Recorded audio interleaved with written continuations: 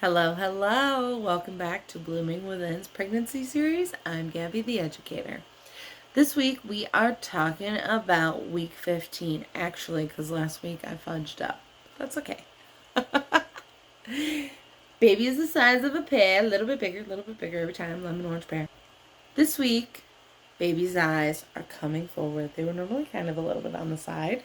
I don't really understand why. I don't know if that's just not priority evolution wise in pregnancy until this week or what's going on here with that, but they finally start to center to the face. The ears start to position properly as well, and baby's starting to look themselves. Heartbeat can definitely be heard after this week, no matter what place you go to. Even your handheld would be able to find it at this point. So if you are interested in hearing your heartbeat, no matter how you go about this pregnancy route, whether you're meeting with OB, midwife, doula, just doing it yourself, you can definitely hear it this week. And always great to listen. Why not, right? Hear your little babe alive. But like I had said last week, everything majority wise of being a little human is made by this point. And like I had said, the next 2 trimesters, we literally... Okay, so like I had said, everything important is really already made in baby at this point. It's just going to mature for the next trimester. The third trimester is fattening it up. Right now is maturing everything, getting it to where it needs to be prior to getting to the size it should be. And because of that, a lot of times, like I had said, the little tiny details, but outside of all of this, baby is actually prepping to be a newborn starting in this trimester. Typically starting to act in such ways this week. Movement, the vocal cords being made and prepping those, eating, pooping, having all of these systems that knowing what to do with their body, knowing how to cry, knowing how to be alert, really starts to develop this week. And they're really literally only practicing to be a newborn because that is all genetically they need to know. They know everything else brain development wise will happen outside. They just need to know how to breathe, eat, poop, and cry. And move. Okay. So something that can tend to happen, especially starting now with all this weight being added on, is varicose veins.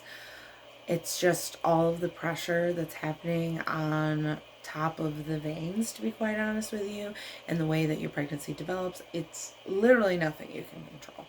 There's very little you can do about it, especially while pregnant. It sadly does not look very good. Pressure socks work really, really great. I had those for my swelling anyways, so they kind of have a dual purpose and you can get on top of that quickly. Keeping your feet up, things like that. There's really only so much you can do. And more often than not, it goes away almost 95% of the way once baby is there. Maybe a couple veins still that way. It might take a little bit to do that. Some people do have it that kind of doesn't really go away without surgery or like a doctor truly getting involved and actually being able to do treatment. But just know there's nothing you can do about it.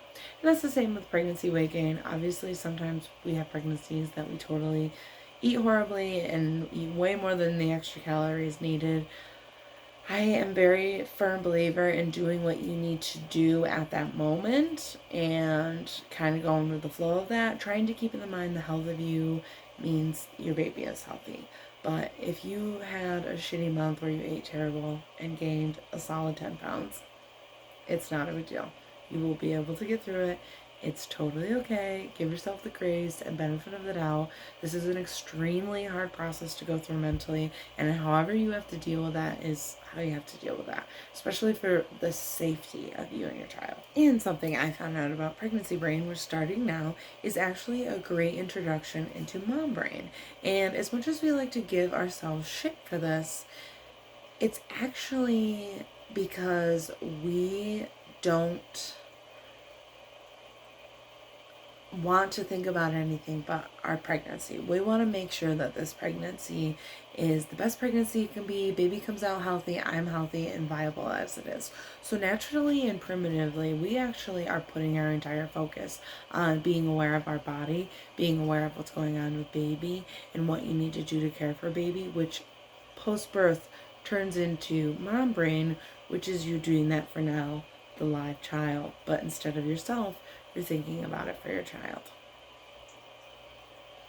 it's a hard thing to get used to, but once I recently heard that, it really changed my perspective on that. And I really give myself a lot of, hate and bad comments about that, especially post the twins, because having twins is really hard and like really hard, especially for, someone like me that's just like not like that naturally with babies. I'm really good with caring for other people's babies and being able to leave them, but constant care and no breaks is just a lot for me to have.